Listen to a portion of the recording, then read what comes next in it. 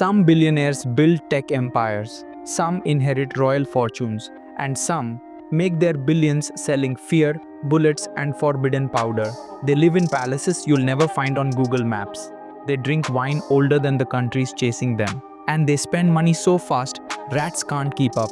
Today, we're flying straight into the hidden worlds of the richest crime lords in history, from hippos in Colombia to jade palaces in the jungles of Myanmar.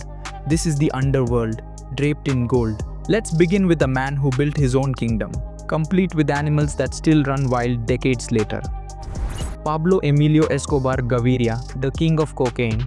At his peak, Pablo controlled 80% of the world's cocaine trade, making up to $420 million a week. He was worth over 30 billion, so much cash in fact that 2 billion a year was lost to mold and rats, and he still didn't care.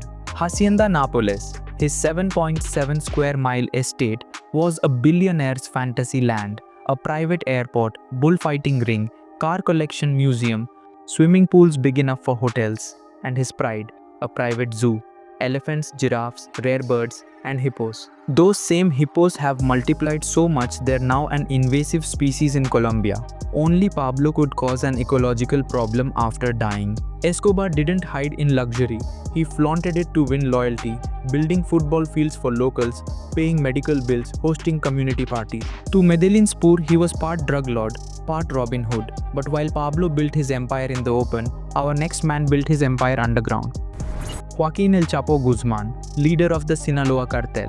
His empire brought in billions, but his luxury was as much about security as status. His mansions hid secret doors leading to underground tunnels, not crawl spaces, but fully lit, ventilated, and sometimes equipped with motorbikes to escape at full speed. He owned gold and diamond-encrusted pistols worth hundreds of thousands, luxury ranches in the mountains, and safe houses stocked like gourmet restaurants. Chefs were flown in from around the world, because why settle for canned food when you can eat Wagyu beef in hiding? And when he was jailed, his men dug a 1-mile tunnel to his cell, complete with lighting, ventilation, and a custom motorcycle. That's not an escape, that's a billionaire subway system. But if El Chapo hid in tunnels, Dawood Ibrahim hides in the clouds. India's most wanted man allegedly lives in Dubai, surrounded by the kind of luxury even billionaires envy.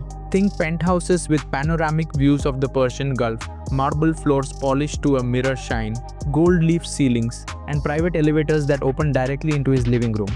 Dawood's empire stretches from narcotics and extortion to cricket match fixing and Bollywood financing. The genius? By surrounding himself with celebrities, his life looks like an endless movie premiere. Perfect camouflage in a city where Rolls Royces are just traffic. But while Dawood hides behind glitz, our next figure hides behind genius. Semion Mogilevich, the brainy don of the Russian mob, with a degree in economics. He runs his empire like a corporation and invests like an aristocrat. His assets? Priceless paintings, rare sculptures, and antique furniture that could be displayed in the Louvre. His estates in Europe feature marble staircases, ballrooms, private lakes, and wine cellars holding bottles worth more than sports cars. While cash can be seized, art appreciates quietly. Even frozen bank accounts can't stop a Picasso from gaining value. But from art collections, we move to someone who collected danger like a fashion accessory. Griselda Blanco, the cocaine godmother. In the late 70s and 80s, she was making up to 80 million a month. Her luxuries? Custom bulletproof limousines, Miami waterfront mansions, closets full of Versace and Chanel, and private parties with champagne fountains and imported orchids. Her style was both weapon and shield, looking glamorous while keeping survival in mind. Every outfit was a statement, every mansion was a fortress. Netflix toned her story down. Reality was far more outrageous. But if Griselda's luxury was loud, Frank Lucas's was personal. Frank Lucas built his heroin empire by cutting out middlemen, making his product purer and cheaper, and his profits enormous. His signature purchase? A $100,000 mink coat and matching hat. That coat became both his trademark and his undoing, attracting law enforcement attention. But beyond Harlem Flash, Lucas owned country estates, racehorses, and a fleet of luxury cars. To him, luxury wasn't about blending in, it was about announcing his success to the world. Our next figure had a similar taste for wide open spaces, but on a whole other scale. Rafael Caro Quintero, co-founder of the Guadalajara Cartel, didn't just buy mansions, he bought entire ranches bigger than small towns. These estates came with airstrips, tropical gardens, horse stables, and luxury villas for both business and pleasure. He reportedly kept rare cars, fine wines, and exotic pets because when your front yard is the size of a city, you can do whatever you want. But while Quintero's luxury was sprawling, Al Capone's was city sharp. Al Capone, the original gangster billionaire. His Chicago suites were decorated with silk drapes, imported rugs, and the finest crystal. In Florida, he owned a waterfront mansion with private docks and gardens. His tailored suits were legendary. He even had diamond-encrusted belt buckles.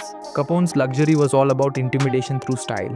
When you walked into a room and saw Capone in a $5,000 suit during the Great Depression, you knew who was in charge. But if Capone ruled cities, Hunza ruled jungles. Hunza, the opium king of Myanmar's Golden Triangle. His compounds were hidden deep in the jungle but built like royal palaces. Jade floors, gold decorations, banquet halls for hundreds. He traded gemstones with political leaders and hosted feasts that lasted for days. The genius? His estates doubled as military bases, giving him both luxury and security in one. Our final figure combined that fortress mindset with luxury straight out of a billionaire's fantasy. Miguel Ángel Félix Gallardo, the godfather of Mexican cartels. His ranches were vast, with vineyards, private hunting grounds, and mansions decorated with priceless art. Armed guards patrolled the perimeter, while inside, Gallardo lived like a king, fine dining, rare wines, and custom furnishings from Europe. His luxury wasn't just about comfort, it was a shield. Every wall, every gate, every guard, a reminder that in his world, wealth and power had to be defended. From Escobar's hippos to Gallardo's vineyards, from Hunza's jade palaces to Dawood's sky-high penthouses, these crime lords proved that luxury isn't just about money, it's about control, image, and power. But here's the truth. Every mansion becomes evidence, every yacht, a target, and every kingpin eventually falls. If you enjoyed stepping inside these secret worlds, hit that subscribe button. We've got even wilder stories coming. Next, watch inside the secret luxury of the world's most powerful dictators.